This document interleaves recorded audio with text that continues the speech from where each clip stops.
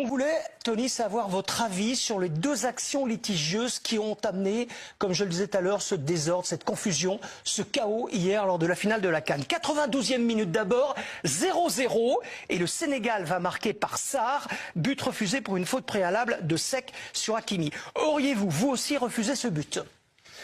Alors j'aurais sifflé certainement faute, parce que factuellement, voilà, il y a le joueur sénégalais pousse Hakimi, même à gauche, en bas de l'écran, là. Même si Hakimi joue vraiment bien le coup. On peut voir d'ailleurs la position de l'arbitre. Lui, il est focus absolument sur ce duel-là. Il est à proximité, là, il est à une dizaine de mètres. Et lui, il n'a pas du tout conscience de ce qui va se passer. C'est-à-dire qu'au moment où il siffle, le ballon, il n'est pas encore parti de la tête du Sénégalais. Donc, quand il siffle, il n'y a ni poteau, ni but. Donc, lui, dans son analyse de la situation, pour lui, il y a une faute. Bon, il la siffle. Point. Il n'a pas encore intégré les conséquences de son coup de sifflet. Et pour lui, bon, bah, c'est une faute d'un attaquant qui bouscule un défenseur. Donc logique. Logique, parce que la première faute, c'est Hakimi qui met la main. Après, le joueur sénégalais s'en dégage, elle est un peu plus brusquement. Et donc, dans l'absolu, on peut comprendre qu'il siffle. Très bien. C'est pas une erreur. Non, mais c'est important d'avoir votre avis. Première frustration, en tout cas pour le Sénégal, parce que le Sénégal ne le prend pas du tout comme ça.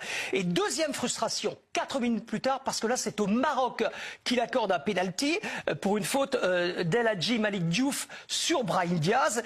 Est-ce que vous auriez là sifflé pénalty? Oui, il y a pénalty, mais c'est pas le pénalty le plus flagrant qu'on ait vu.